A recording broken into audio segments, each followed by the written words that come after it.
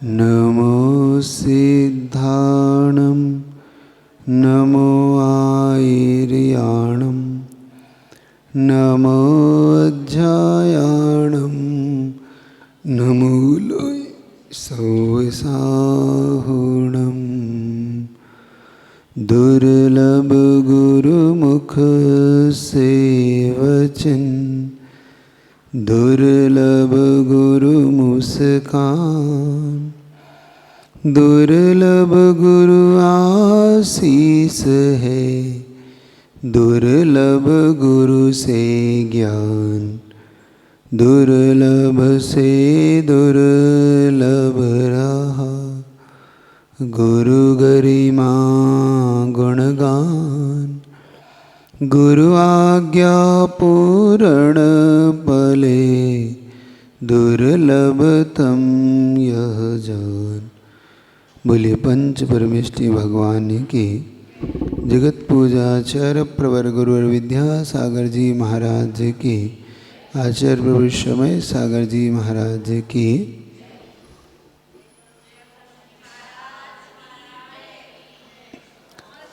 एक प्रश्न आपसे करूं, आप उत्तर देंगे?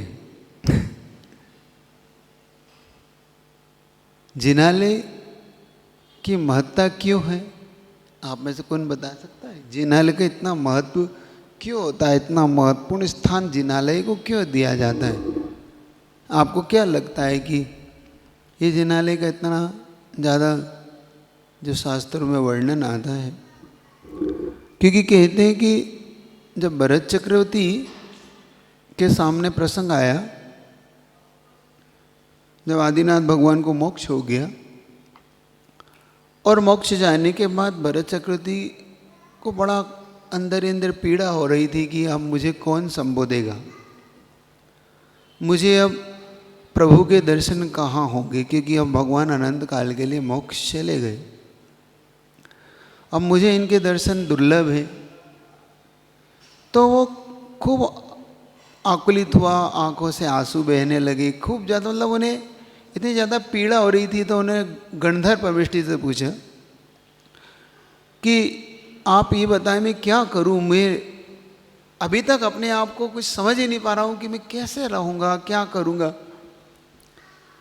तब गणधर परमेष्टि ने एक उपाय सुझाया कि तुम भगवान के जिनालय बनाओ, ये और ये सर्वविदित है आप सबको, है ना। और 72 जिनालय कहते चक्रवर्ती के द्वारा भूत भविष्य वर्तमान 324 की जिनालय उस कैलाश अष्टापर्वत जहाँ से भगवान मोक्ष पधारे वहाँ बनाए गए। और थोड़े मोटे नहीं, स्वर्णमय।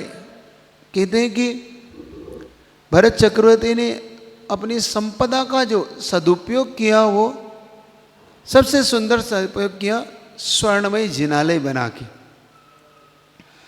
मूर्ति भी 500 फीट धनुष की, 505 धनुष की, फीट की नहीं, 505 धनुष में 3000 फीट निकाला जाए। ऐसी जिनालय को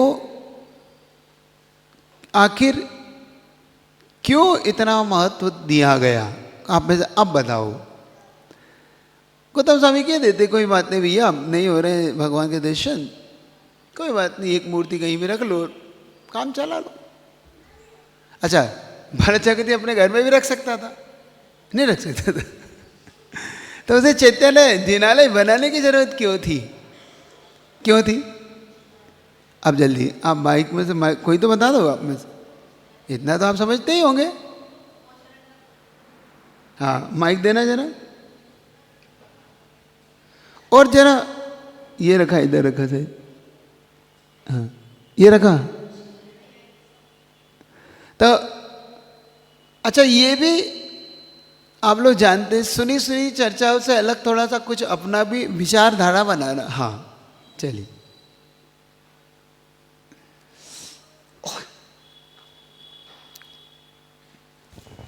वो समाशरण का प्रतीक होता है जिनालय। जिनालय इसलिए बनाया जाता है। चल, और किस लिए बनाया जाता है जिनालय? आखिर जिनालय की जरूरत क्यों पड़ती है? आप कभी देखना, आज इसको खोजिए तो निकलेगा। हाँ क्यों और कोई बताएगा आप में से? आप इतने लोग जिनालय जाते, किसी को नहीं पता?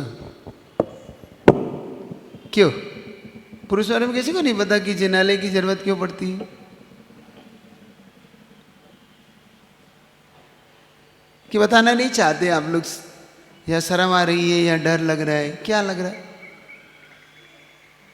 ये रहस्य समझो, आप इस रहस्य को पकड़ो। मैं तो हर चीज में हर जैन शासन की हर चीज एक रहस्य से भरी हुई है।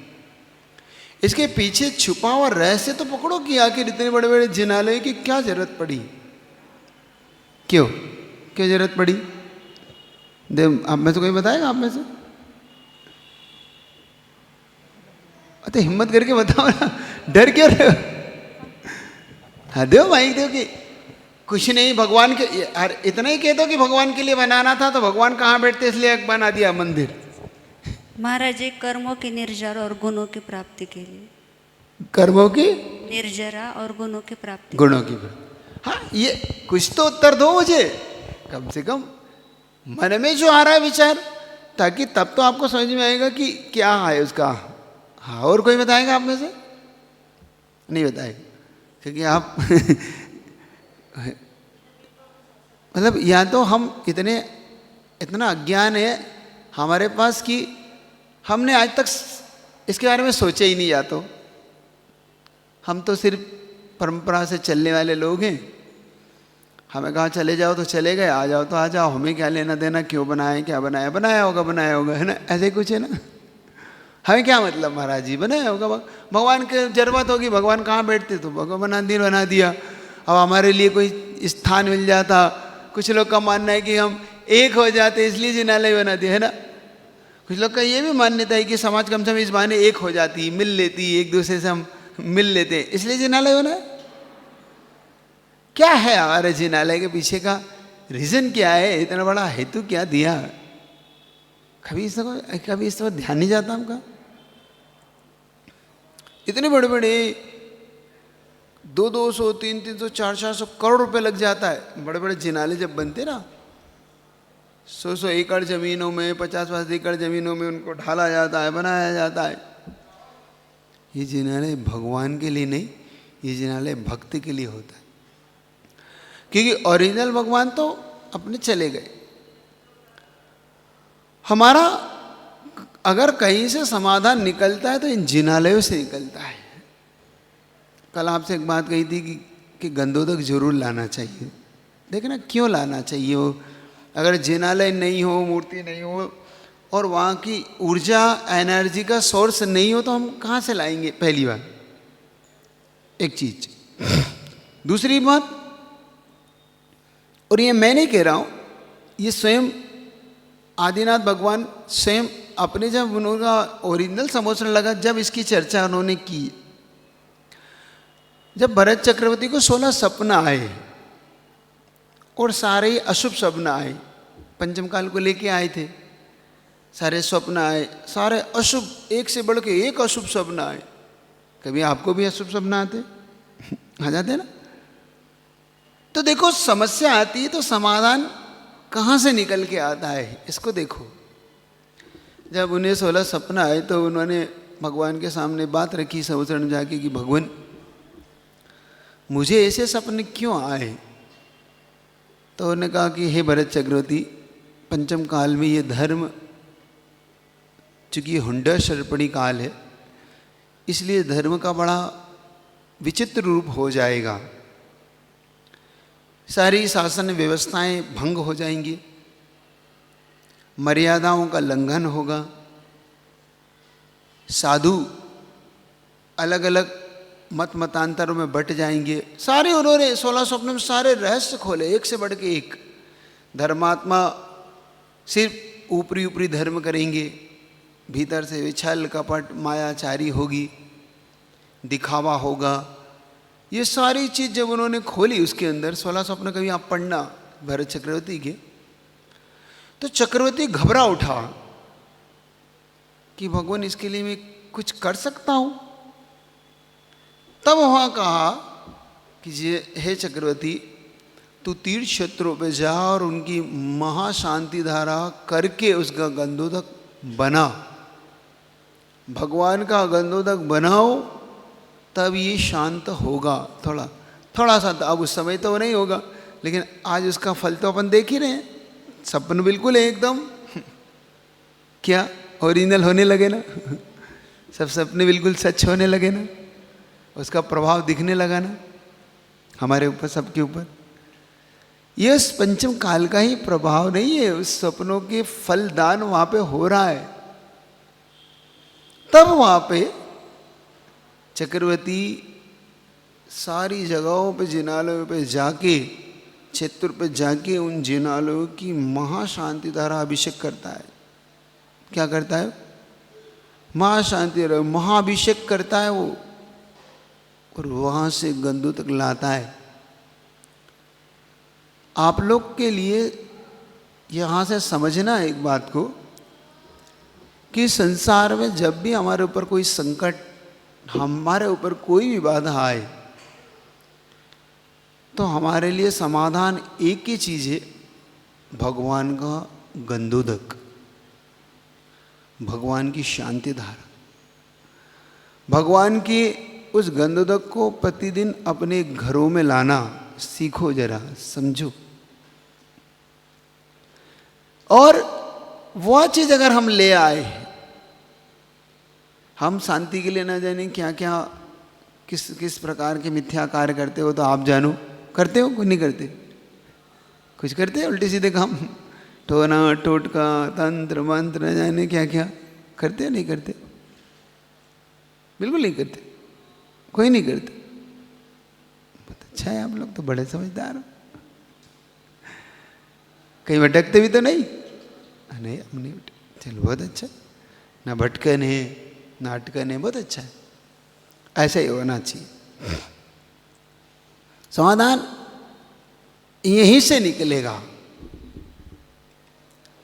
जब हम वहाँ पर जाते तो हमारा सबसे ज़्यादा ऊर्जा, आपको बताया था कि वहीं से हमें सबसे ज़्यादा वो सोर्स से लेके अपने घरों तक जब हम पहुँचते तो यहीं से हमें सबसे ज़्यादा लाभ होता है। जिस चीज़ की हम शायद अछूते रहते हैं, जिस चीज़ को हम कभी एक्सेप्ट नहीं करते, जब जिनालयों में जाया करो, देखो अब वहाँ का तरीका सीखो। उस ऊर्जा को लेना और ऊर्जा को दिशा देना, दो चीज़ होती।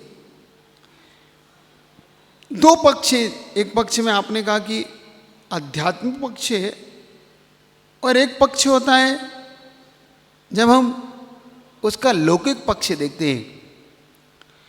किसी भी चीज़ के दो पक्ष निश्चित तौर पे होते हैं, ये बात तय मान के चलना। सिक्के के जैसे दो पहलू होते हैं, ऐसे ही इनके भी दो पहलू जरूर होते हैं, लौकिक पक्ष और पारलौकिक पक्ष। हम जिनालयों से सिर्फ आध्यात्मिक पक्ष को ही लेके नहीं जुड़ते, ये जिनालय हमारे लौकिक पक्ष को भी मजबूत बनाते हैं, हमारे संसार को भी मजबूत बनाते हैं, मतलब उसे भी संभालते हैं।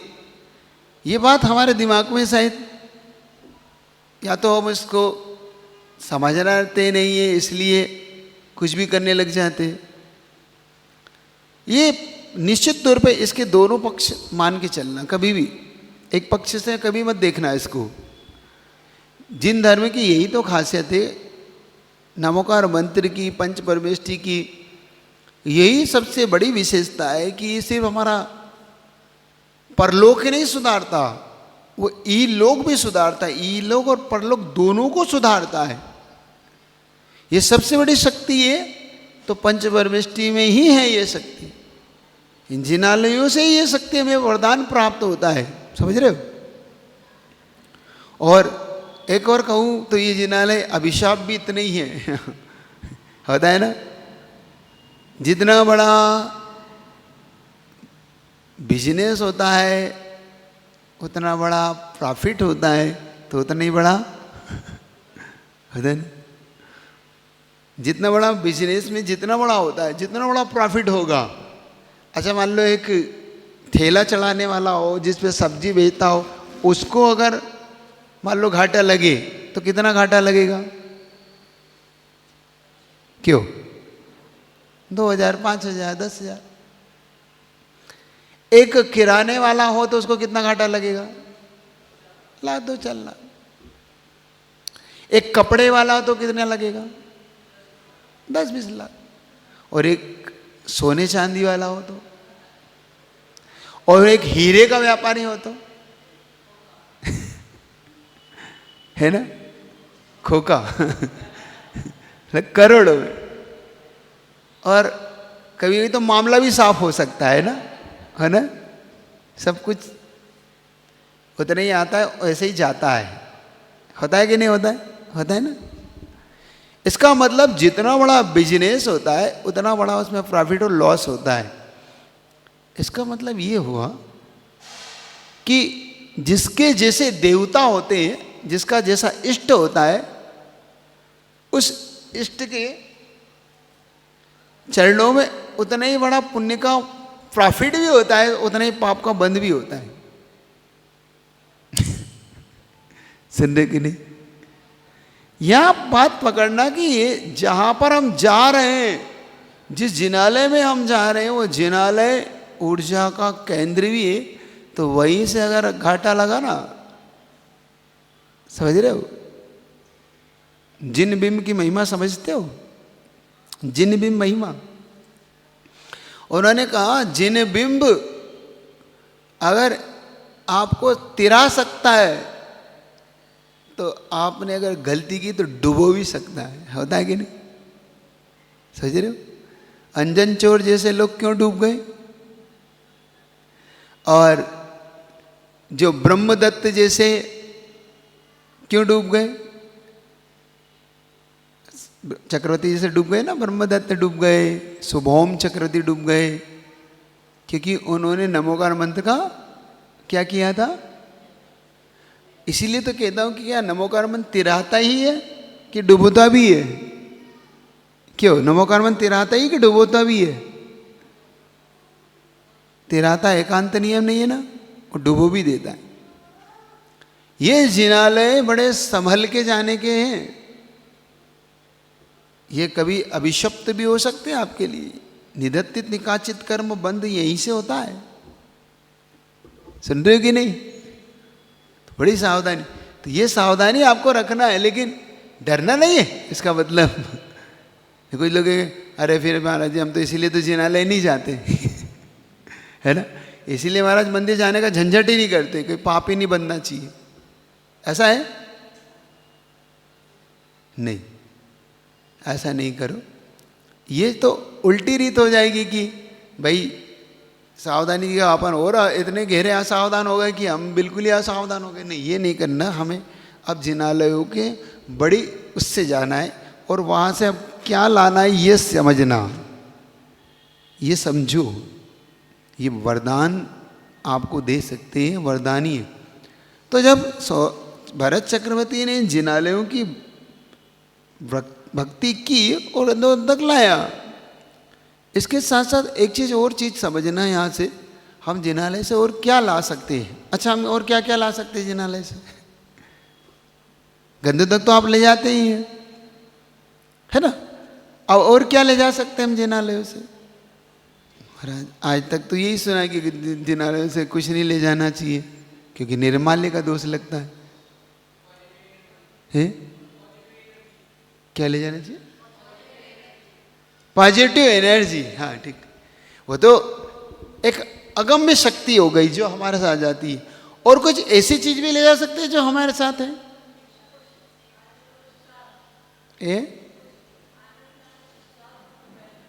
क्या बोला? आनंद, उत्साह। अच्छा, ये पॉजिटिव एनर्जी का एक सोर्स है, ये मतलब उसका एक रूप है कहना चाहिए। इसके अलावा और बताता हूँ आपको, कभी जीवन में काम आए, आपके जीवन में बहुत अच्छा हो।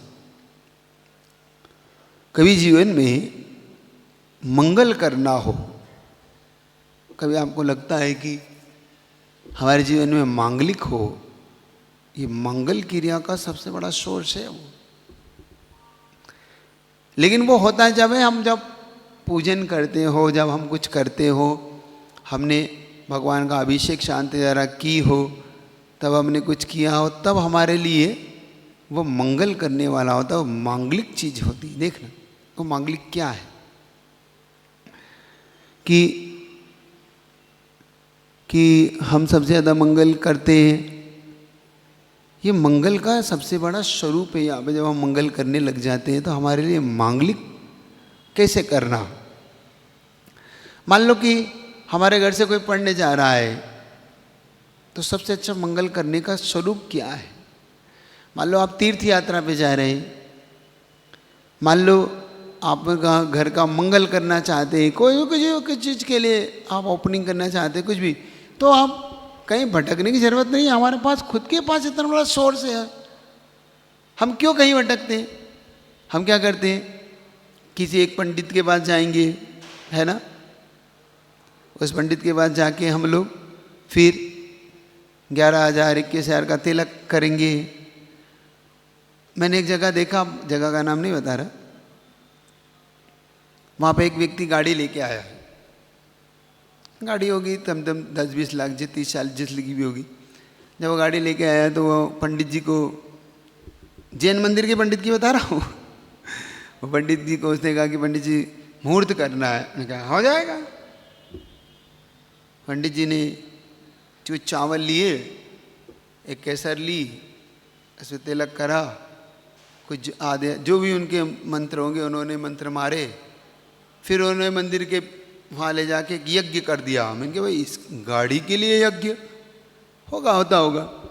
फिर यजमान को उसने तिलक किया, यजमान को उसने वो बांधा, फिर एक श्रीफल चढ़ाया, श्रीफल फोड़ा, और फिर उसने कहा कि अब यजमान से कहा कि अब दक्षिणा दीजिए, क्योंकि उसके बिना गाड़ी शुभ नहीं होगी।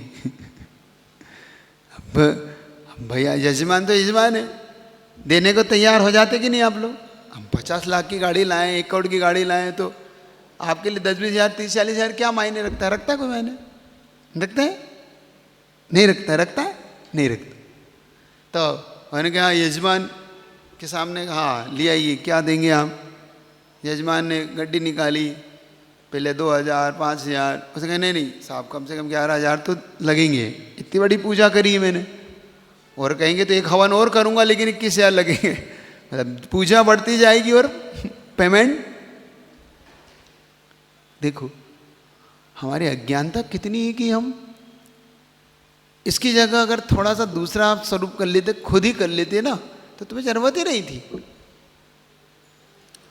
आप इतना कर लेते, मैं बता रहा हूँ, ये कर लेना, अब आपको किसी पंडित के पास भटकने की जरूरत नहीं है। उस दिन जाना, जिनालय में जाना, जिनालय में जाके सबसे पहले शांति धारा करना। शांति धारा करके जब शांति धारा करो तो उसके सीरी बनाने वाली जो केसर होती है ना, जिसमें भगवान को बनाते हैं, वो केसर अपने पास रखना। फिर उस दिन उस अपने इष्ट की पूजा जरूर करना। एक पूजा देखो, किसी मिथ्या तो नहीं पढ़ना, ये सबसे अच्छा सोर्स है आपको मंगल करने का। उस पूजा में से कुछ पुष्प आपको मिल जाए, पुष्प बचाना, वो पुष्प लेना, वो केसर लेना। और एक चीज है जो आपको करना बहुत जरूरी है, वो कर लेना कि कम से कम जितने की गाड़ी है उसका कुछ % अपने इष्ट देवता, मतलब उस जिनालय के लिए दान देना। अगर गाड़ी को मांगलिक बनाना चाहते हो, सुन रहे हो कि नहीं, सुन रहे हो, नहीं सुन रहे, गाड़ी को मांगलिक बनाना चाहते हो, घर को मंगल बनाना चाहते हो, दुकान को मंगल बनाना चाहते हो, तो उसमें होने वाले खर्चे में से कुछ आपका % उस जिनालय के लिए मंगल के रूप में दान जाना चाहिए। हम पंडितों को इधर उधर के लिए दान देते हैं, उससे सबसे अच्छा है, वो फलीभूत तब होता है जब हम उसके लिए कुछ दान निकाल देते। और ये मैंने एक बात आपसे कहा था, ये दान नहीं है, ये प्रायश्चित है। ये क्या है? प्रायश्चित है। किस बात का? परिग्रह बढ़ने का। है कि नहीं? परिग्रह बढ़ने का प्रायश्चित है कि नहीं? है कि नहीं? है कि नहीं है? समझो, हम जब तक किसी भी चीज का प्रायश्चित नहीं कर लेते, वो प्रायश्चित हमारे लिए कभी भी वो चीज फलीभूत नहीं हो सकती। अच्छा, आप ये बताओ, आप घर खरीदते हो, दुकान बनाते हो, आप लोग गाड़ी लेते हो, तो परिग्रह को आप पाप मानते हो कि नहीं मानते? मैंने देखा, हिंसा करता है तो प्रायश्चित लेता है, झूठ बोल लेता है तो महाराज जी आज झूठ बोलने में आ गया, चोरी करता है तो महाराज जी आज चोरी कर ली, आज महाराज जी गलत भाव मेरे मन में आ गए, उसका प्रायश्चित लेता है। कभी परिग्रह का प्रायश्चित लिया आपने? कभी आपने किसी साधु के पास जाके महाराज जी मेरा परिग्रह बढ़ गया, इसके लिए प्रायश्चित दे दो? क्यों? बल्कि परिग्रह बढ़ने पर आप खुश होते हैं कि दुखी होते हैं? हिंसा होने पर खुश होते हैं कि दुखी होते हैं? है? जैसे हिंसा होती है तो दुखी होते हैं, जिस दिन झूठ बोलने में आ जाता है उस दिन खुश होते हैं कि दुखी होते हैं? दुखी होते हैं। जिस दिन चोरी करने में आ जाती है, चोरी करते हो कि नहीं? देखो, झूठ मत बोलो, कहीं ना कहीं से तो होती है, होती है, महिला वर्ग की होती है ना, किसी की जेब से तो निकलती है, होते है ना, होती है ना, निकलती है ना, हो क्या रहा है?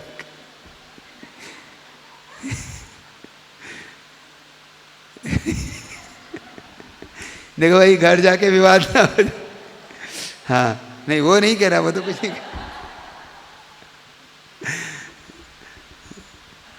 आदमी ऐसा करता है, आदमी तो कहीं ना कहीं हम उस चीजों के प्रायश्चित लेते हैं, मतलब दुख मनाते हैं, लेकिन जब परिग्रह बढ़ता है तो हमारा आनंद बढ़ता है, घटता नहीं है।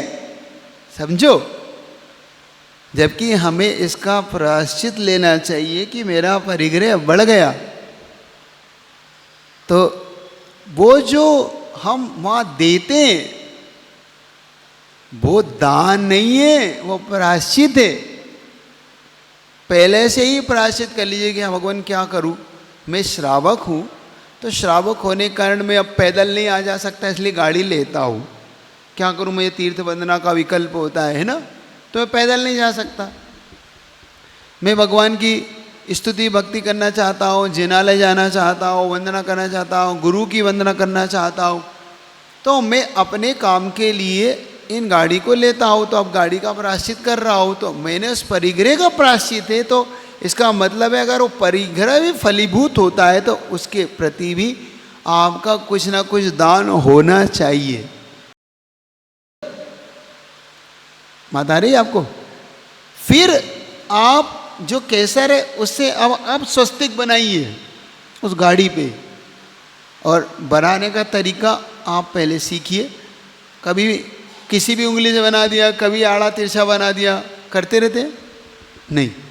ये जो उंगली है, ये अनामिका जो आपकी कहलाती है ना, ये इससे ऊपर की ओर ले जाके उसे बनाइए और नमोकार मंत्र बोलते हुए बनाइए, सांस को अंदर लेते हुए बनाइए वहाँ पे।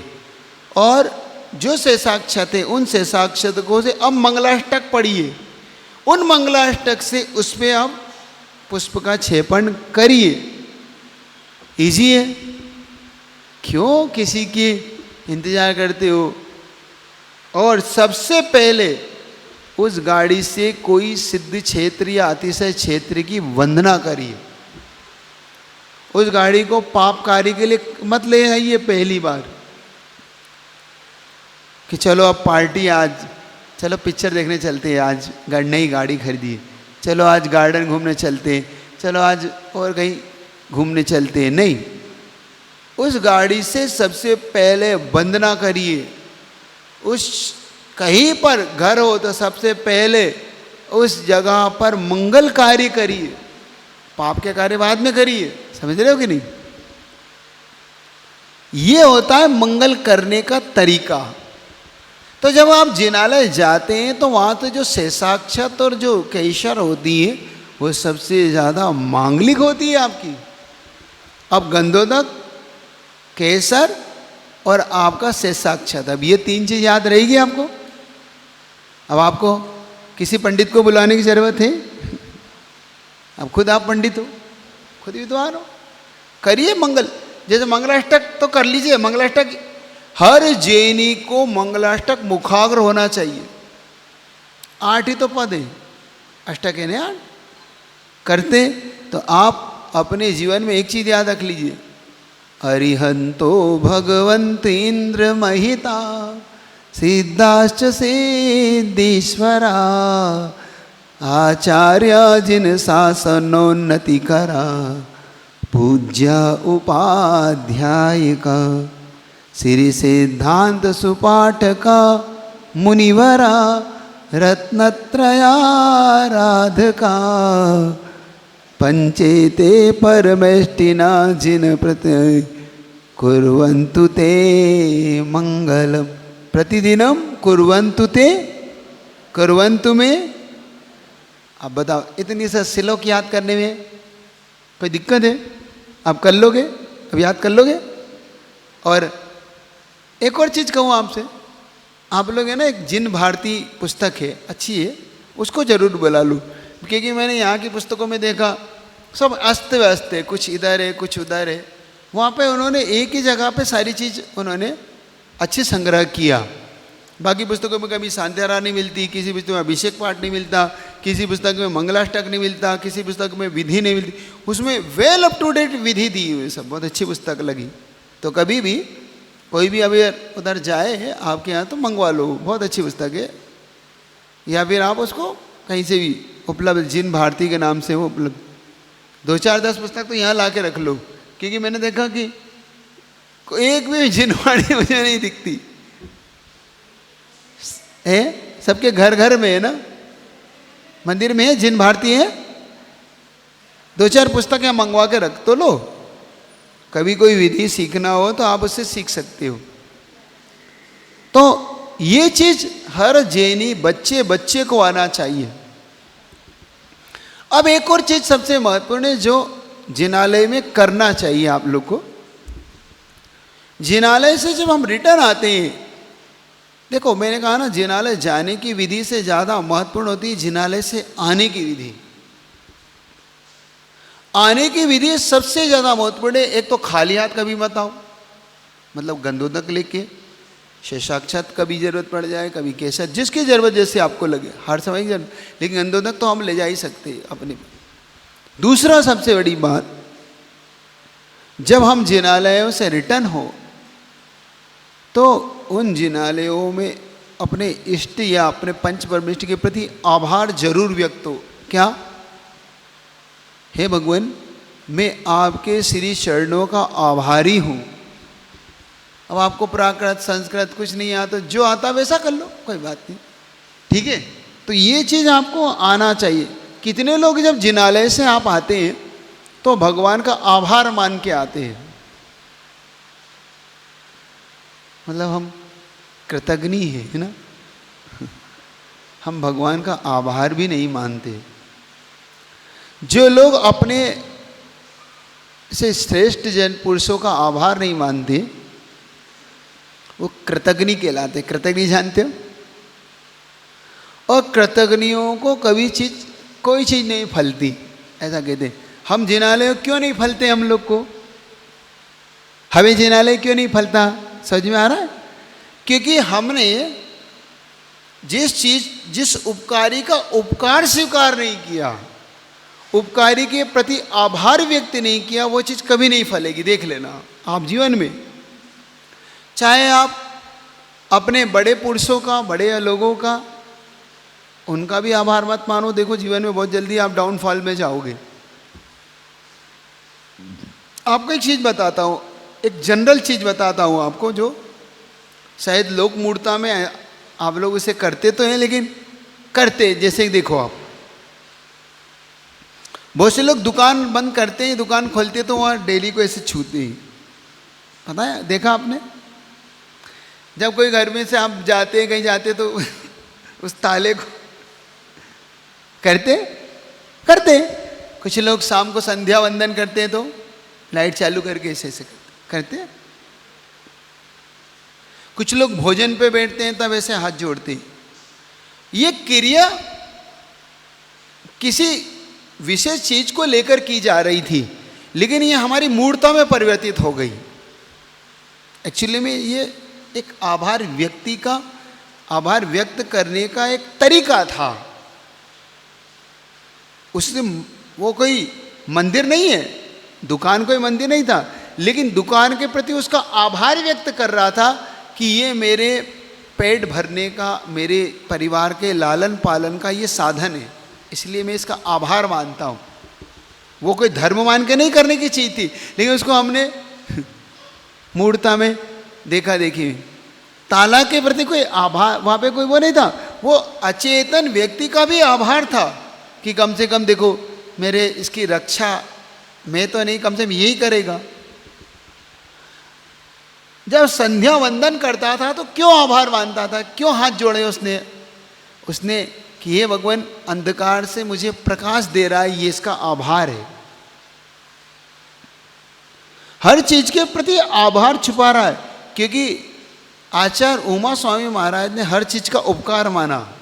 पुद्गल का उपकार माना, जीव का उपकार माना, धर्म द्रव्य का उपकार माना, अधर्म द्रव्य का उपकार माना कि नहीं माना? देखो, उपकार जब तक हम स्वीकार नहीं करते। और एक बात बताओ आपको, एक चीज मैंने कहीं पढ़ी थी, एक सोमदेव सूरी की एक नीति पढ़ी थी। जो लोग कृतज्ञ होते हैं, उन्होंने कहा अगर कुत्तों के पास से निकलो तो 10 हाथ दूर से निकलना। कुत्ते होते हैं ना, कि उनसे दूर से निकलो। कि अभी आप बैल इत्यादि के पास निकलो तो 20 हाथ दूर से निकलो, हाथी के पास से दूर से निकलो तो 50 हाथ दूर से निकलो हाथी से। और उन्होंने कहा कि सिंगिंग मिल जाए तो और दूर से निकलो, और कृतज्ञ मिल जाए तो क्या गाँव ही छोड़ दो।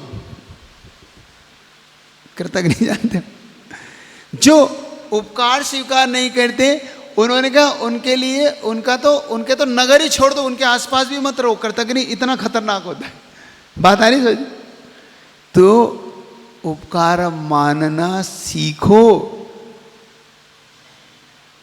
अब मानोगे उपकार? जब जिनालय से आओगे तो उपकार मानोगे कि नहीं मानोगे? आज से पक्का? जब भी जिनालय से जाओ, सबसे पहला भगवान आज मैं धन्य हुआ, मैं आपका उपकार हूँ, ऋणी हूँ। ऋण स्वीकार करो उनका कि मैं आपका ऋणी हूँ कि मुझे आपके दर्शन हुए। आपने दर्शन दे के उपकार किया है, मैंने दर्शन करके उपकार नहीं किया आप पे।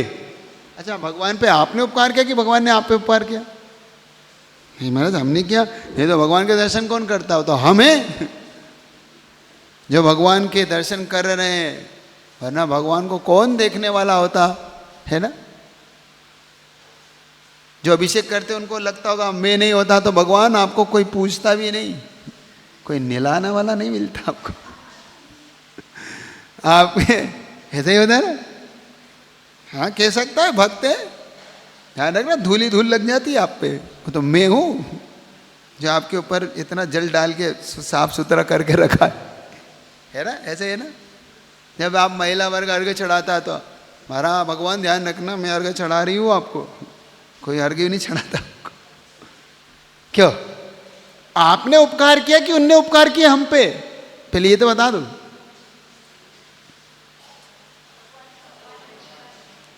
उनने उपकार किया है ना, तो मानो तो उपकार। फिर एक शब्द जो महत्वपूर्ण शब्द है वो है भूयात पुनः दर्शनम। क्या बोलना है आपको? जरा बोल के बताओ। भूयात पुनः। अगर ये नहीं बोल पाओ तो शुद्ध आपकी मराठी में, हिंदी में जैसे बोलना हो कि मैं पुनः आपके दर्शन कर पाऊँ ऐसा आशीष दीजिए। क्या बोलना है? मैं आपके पुनः, हाँ, मैं आप तक पुनः आ पाऊँ। ये जो हम कृतज्ञ अपना जब उपकार स्वीकार करते तब वो सबसे ज़्यादा हमें फलीभूत होता है। फिर एक चीज और करना, कभी भी जिनालय को कभी पीठ नहीं देना। पीठ जानते हो, जब हम एकदम से मुड़ जाते हैं ना, ये सबसे ज़्यादा अभिशाप होता है हमारे लिए। भगवान को कभी पीठ नहीं दी जाती थी। भगवान को 2 कदम पीछे चल के नमोस्तु करके फिर साइड से निकला जाता है। अपने बड़ों को कभी पीठ मत देना, जिंदगी भर के लिए पीठ मिल जाएगी नहीं तो। ये क्यों नहीं फलते जिनालय? क्योंकि जिनालय की हम वैल्यू नहीं जानते, जिनालय के हम उपयोग करने ही नहीं जानते। समझ में आ रही? तो चलो प्रश्न कर लेता हूँ, नहीं तो आपको बहुत समय हो जाएगा। तो अगर इससे रिलेटेड भी आपको कुछ पूछना हो अभी भी, तो आप पूछ सकते हैं। और आपका इसके अलावा भी कोई हो तो वो भी पूछ सकते हैं। तो बात समझ में आई? अब जिनालय जाने का तरीका आपको समझ में आया? अब तो समझ में आया कि नहीं? अब जिनालय सावधानी से जाना और सावधानी से आना, क्योंकि जिनालय जाने की जितनी हमें आवश्यकता है उतनी सावधानी की भी आवश्यकता है। नमस्ते महाराज जी, हम असही असही असही बोलते हैं आते वक्त घर पे आते वक्त। अभी आपको भी सिखाना पड़ेगा। नहीं सॉरी, अभी उन्हें शुरू तो कर लें तो। नहीं वो नहीं, इससे हाँ रिलेट। हाँ, क्या? हम मंदिर में से आते वक्त असही असही असही बोलते हैं, तो ये उचित हाँ है? बिल्कुल, जाते समय निश्चय निश्चय, प्रवेश करते समय और आते समय असही सही। ये एक प्रकार की उस जिनालय से जब हम रिटर्न होते हैं तो हम आभार का एक तरीका है कि भाई कम से कम मैं इस जिनालय में रहा हूँ, और अब जो भी यहाँ पे अगम्य शक्तियाँ जो भी थे, अब वो वहाँ पर पुनः जिनालय में अपनी जगह पर स्थापित हो, क्योंकि मैं अब अपना जा रहा हूँ। निश्चय निश्चय का मतलब होता है कि मैं यहाँ पर प्रवेश कर रहा हूँ, तो वो शक्तियाँ मुझे जगह दें, मुझे स्पेस दें जिसमें मैं बैठकर यहाँ पे भक्ति कर सकूँ। ये परमिशन लेना होता ना, हम परमिशन के बिना भी अच्छा नहीं मानते। बड़े लोगों के पास परमिशन लेके जाया जाता है और कह के आया जाता है कि हम जा रहे हैं। और इससे रिलेटेड के अरिहंतो भगवंतो कुछ महाराज जी बोलते कि नहीं बोलने का वो पद। क्या? अरिहंतो भगवंतो वो पहला पद है ना? हाँ, वो मंगलाष्टक। अरियन तो नहीं बोलना हो तो एक्चुअली में 2 मत है, एक श्वेतांबर मत, एक दिगंबर आमनाई के अनुसार। तो जो श्रीमन्नता जो बोलते ना सम्यक दर्शन पासून। हाँ नहीं, एक और इसमें श्रीमन कुछ करके शुरू होता है वो, मुकुट। तो वो पद दिगंबर आमनाय से, ये अरिहंत पद, ये अरिहंत होगा तो ये श्वेतांबर आमनाय से, ऐसा उनकी पुरानी प्रतियों से उन्हें मिला, तो इसलिए वो कहते हैं। बाकी बोल सकते, तो बोल सकते हैं। दोनों का लाभ अर्थ एक ही है, लेकिन हमारे दिगंबर आमनाय में जो प्रचलन में उसे हम बोले। नमस्ते महाराज। वाचना स्वाध्याय के बाद हम प्रवचना स्वाध्याय शुरू करते हैं। परम पूज्य विशाल सागर महाराज जी के चरणों में नमोस्तु नमोस्तु नमोस्तु सगळ्यांनी हात जोडून नमोस्तु करायचा आहे। महाराज जी नमोस्तु नमोस्तु नमोस्तु। जेव्हा पण तुमचा प्रश्न असेल त्यावेळेस हात जोडून उभं राहायचं। सबसे पहले तैयार रहेंगे मयूरा गांधी और उसके बाद तैयार रहेंगे चंदना जी शाह। महाराज जी के चरणों में त्रिवार नमस्ते। महाराज जी, कई बार देखा जाता है फोटो की लोग पूजन करते हैं, नमस्कार करते हैं, ये सही है या गलत? सुने ही नहीं पड़ा मैं। क्या? फोटो की कई लोग पूजन करते हैं। फोटो की पूजन और नमस्कार करते नहीं, कभी फोटो की पूजा नहीं होती। फोटो एक सिंबॉलिक आपके पास होता है, उनको एक प्रकार से हम उनकी प्रति छवि तक पहुंच जाएं, वो उसके लिए, वो पूजन के लिए, क्योंकि वो प्रतिष्ठित नहीं होती। प्रतिष्ठित जिन बिंब ही होते हैं, हमारे यहाँ मूर्ति ही प्रतिष्ठित होती है, और मूर्ति का ही अभिषेक पूजन का हमारे यहाँ विधान है। फोटो का कहीं भी हमारे यहाँ पूजन का कोई विधान नहीं, इसलिए फ़ोटो की पूजन नहीं हो सकती। हाँ, उन्हें देखकर आप वहाँ तक पहुँच सकते, जैसे ध्यान करने के लिए, उनको याद करने के लिए कि ऐसे थे वो, इस तरीके से उनका स्वरूप था, वो कर सकते हैं। लेकिन पूजन के लिए तो जिन बिंब ही होना चाहिए, मूर्ति ही होना चाहिए। नमस्ते महाराज। चंदना जी शाह, उसके बाद तैयार है नयन जी गांधी। नमोस्तु नमोस्तु नमोस्तु महाराज जी। हम आदिनाथ भगवान की जाप देते हैं, ओम रीम अरम अस्य आदिनाथ जिनेन्द्राय नमो नमः।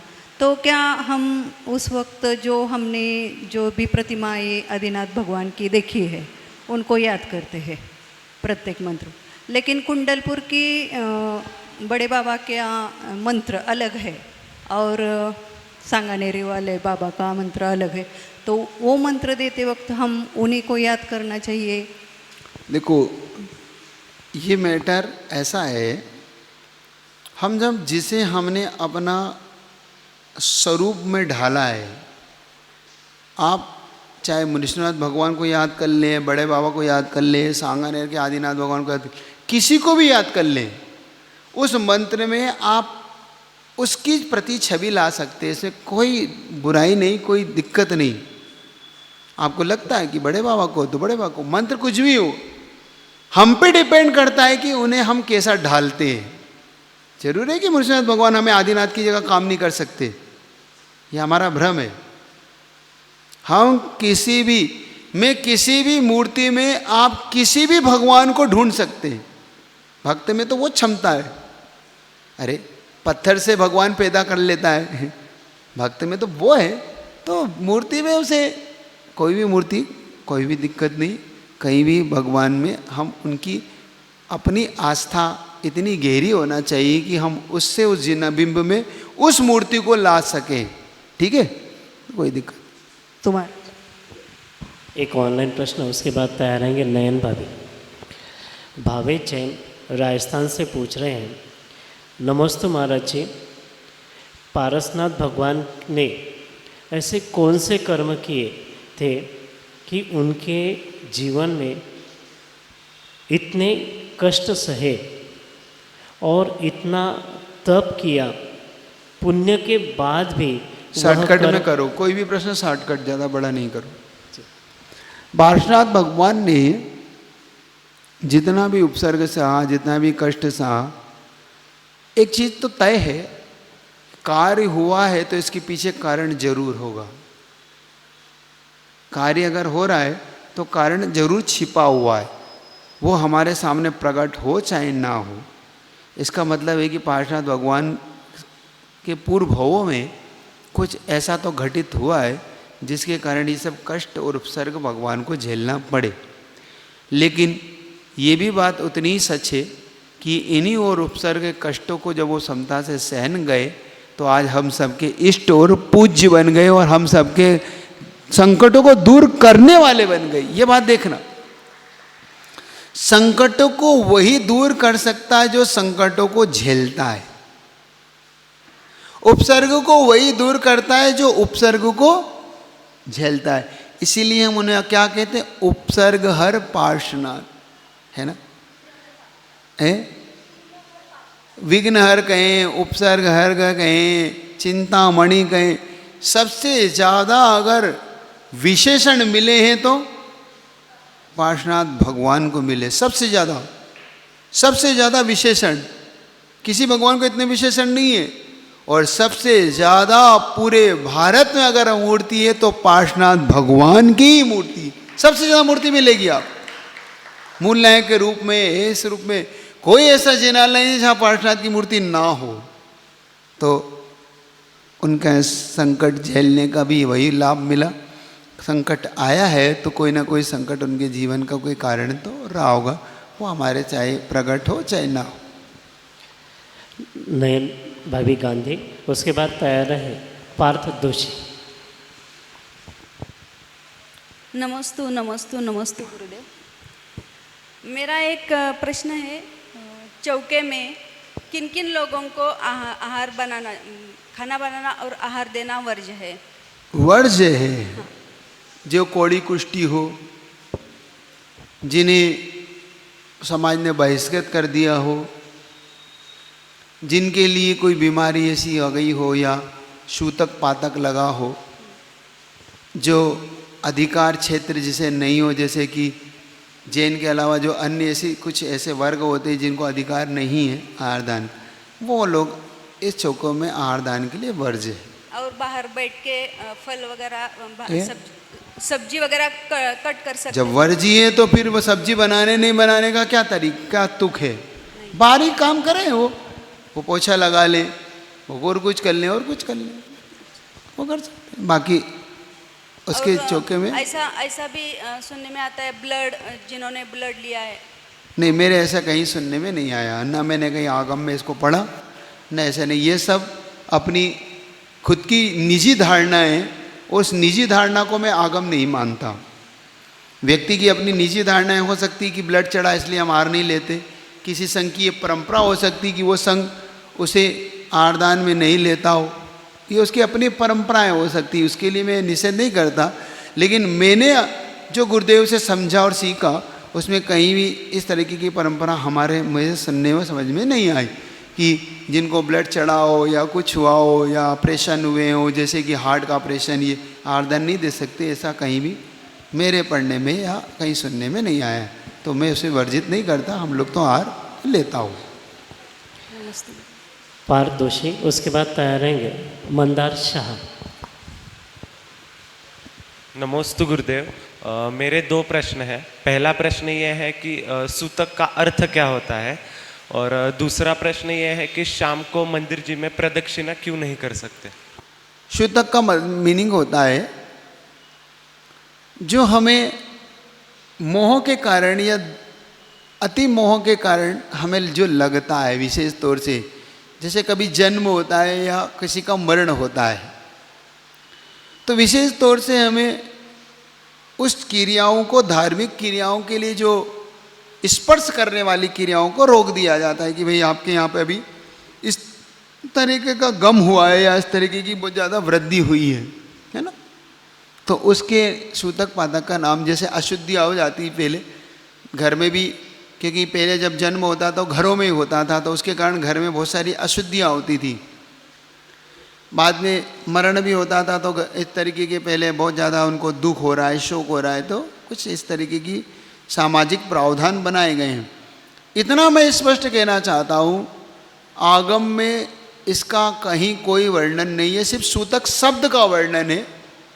इसके कितने दिन होना चाहिए, कितने दिन नहीं लगना चाहिए, दिन का कोई वर्णन आगम में नहीं है। ये विद्वानों की बनाई अपनी खुद की परंपराएं हैं जो आपको मिलती हैं कि 10 दिन 12 दिन मरण का है और 10 दिन जन्म का है ना, जो आपको वो सुनने में आता है। ये सब विद्वानों के अपने बनाए हुए हैं, नियम हैं। आगम इस बारे में कोई भी स्पष्ट वहाँ पर वर्णन नहीं है। रही बात रात्रि परिक्रमा की, तो दिन में ही दे लो ना भैया, रात में क्या ऐसे आड़ी है आपको देने की? दिन में देते नहीं हो, पूछते हो रात में दे सकते हैं तो दिन में देने में क्या दिक्कत है? दिन में दो ना परिक्रमा, दिन में क्यों नहीं देते? दिन में देते हो, दिन में देते नहीं, रात में देने की बात करते। हम बहुत अजीबोगरीब से लोग हैं, फिर भी दिन में परिक्रमा दीजिए। रात्रि में कुछ परिक्रमा का जो पीछे का परिकर होता है वहाँ पर कुछ अंधकार होता है, वहाँ पे जीवों की उत्पत्ति होने का, क्योंकि रात्रि के समय सबसे ज़्यादा जीवों की उत्पत्ति होने का काल होता है, और उस काल के कारण उस जीवों की कहीं हानि ना हो जाए, इसलिए परिक्रमा का निषेध कर देते हैं। इसीलिए भोजन का निषेध कर देते हैं आपको। रात्रि में भोजन का निषेध पता है क्यों करते हैं आपको?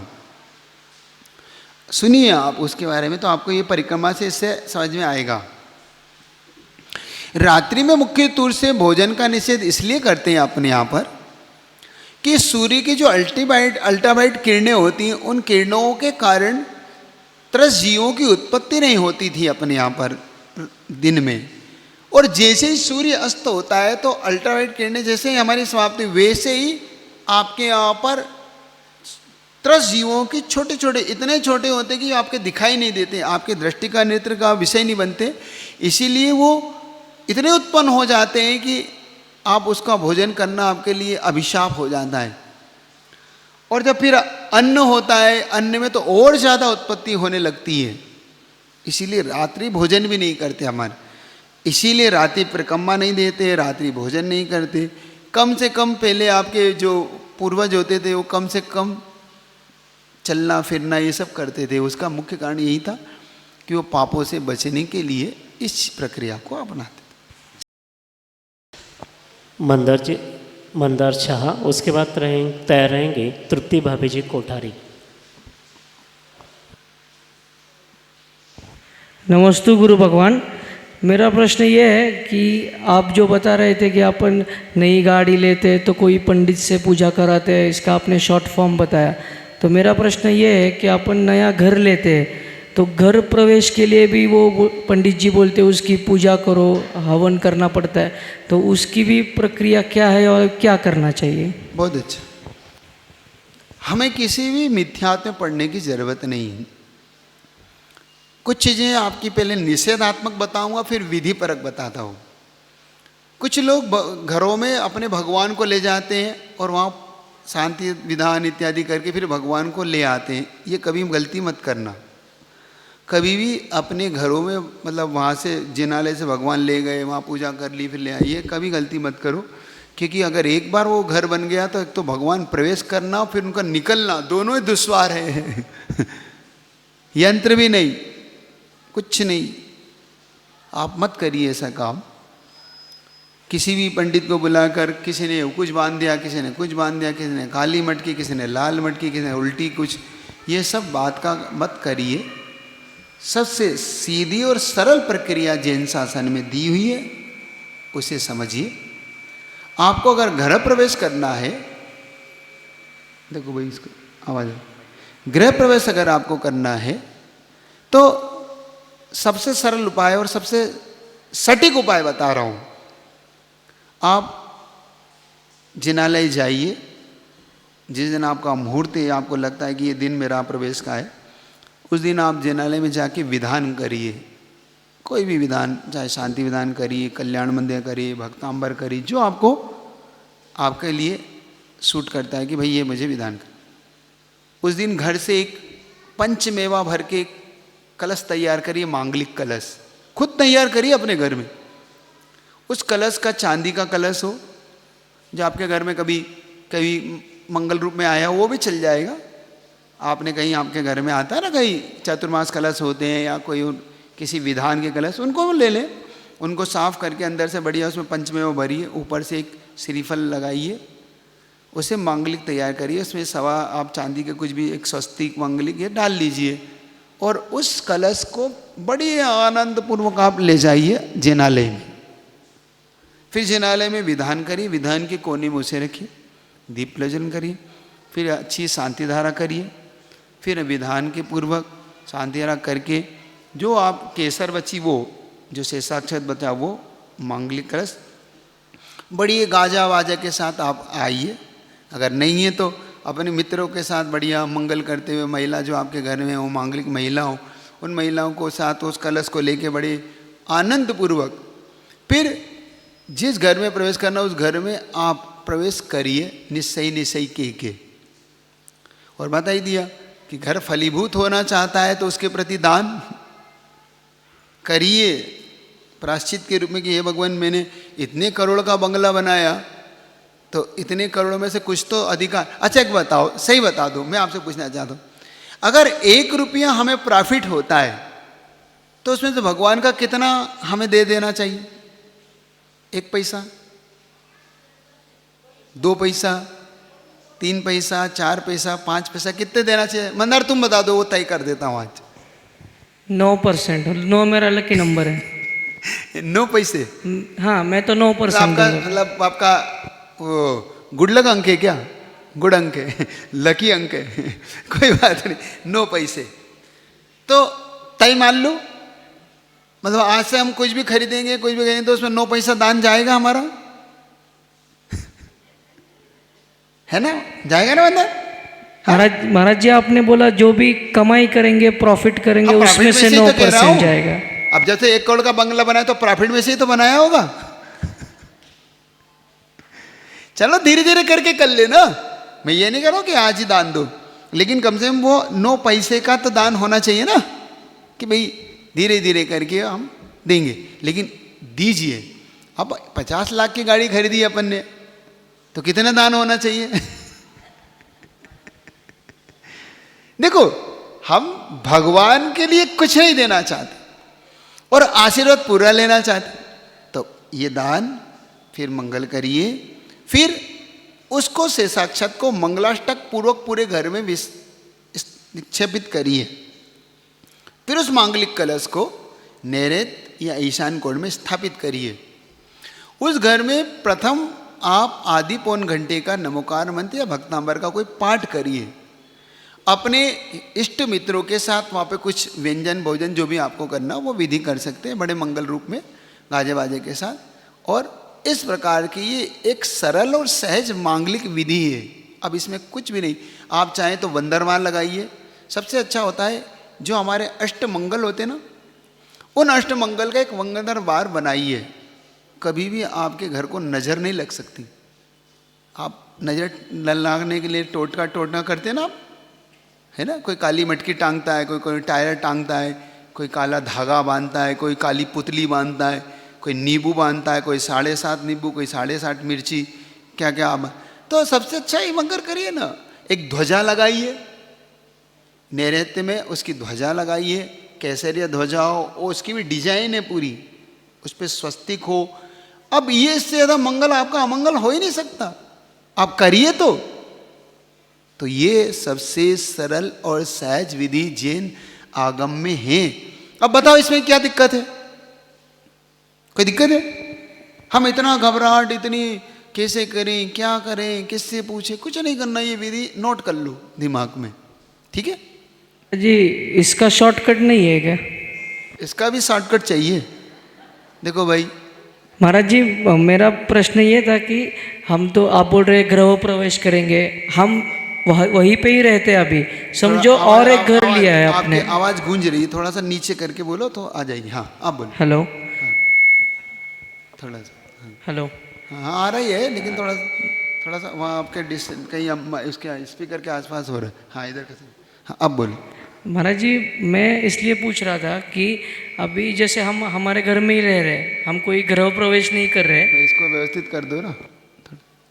हाँ हाँ अब यह थोड़ा सा इस तरफ और आओ, आपकी रेंज नहीं मिल रही, अब रेंज मिल जाएगी।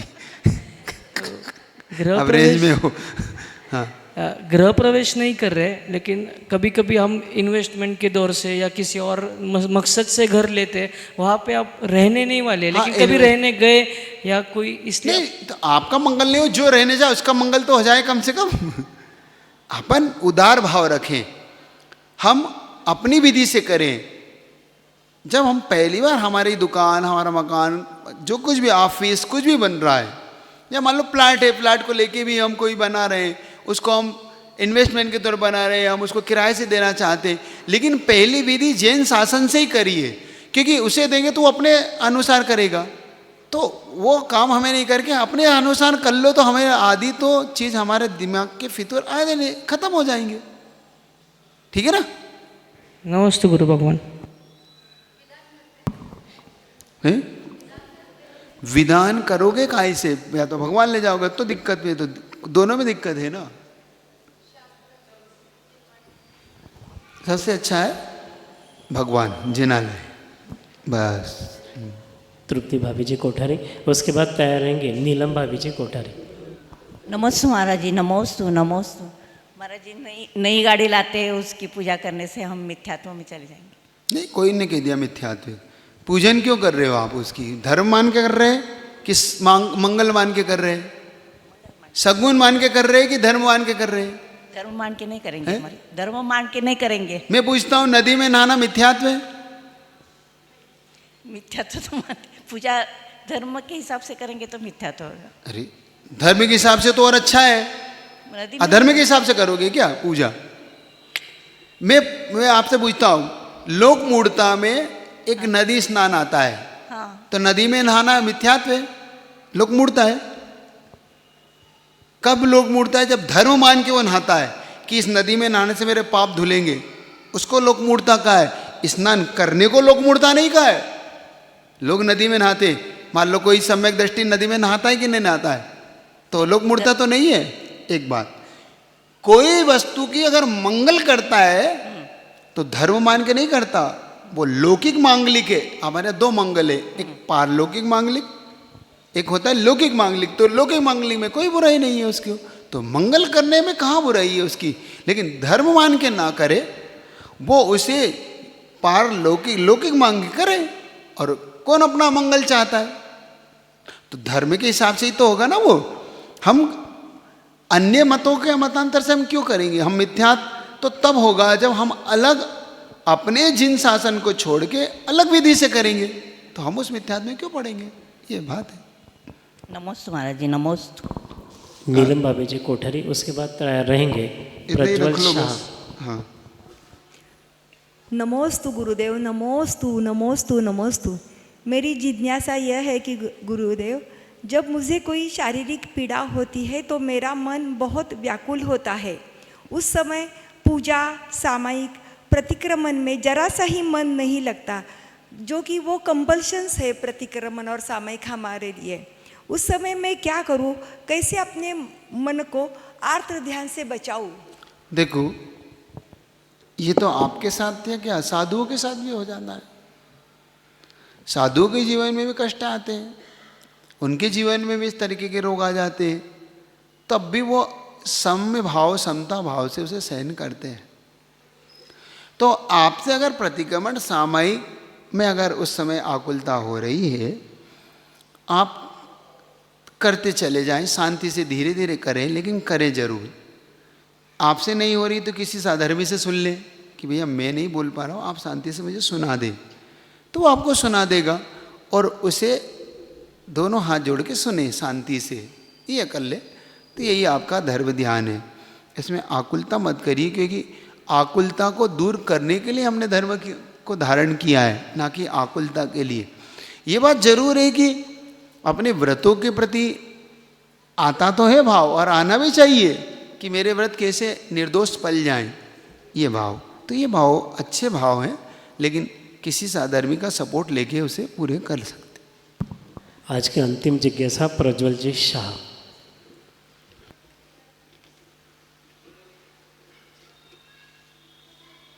नमस्तु भगवान, नमस्तु नमस्तु नमस्तु। मेरा ये प्रश्न है कि केवल ध्यान करने से परमात्मा प्राप्त हो सकती है क्या? धीरे धीरे, मुझे बिल्कुल सुनाई नहीं पड़ा।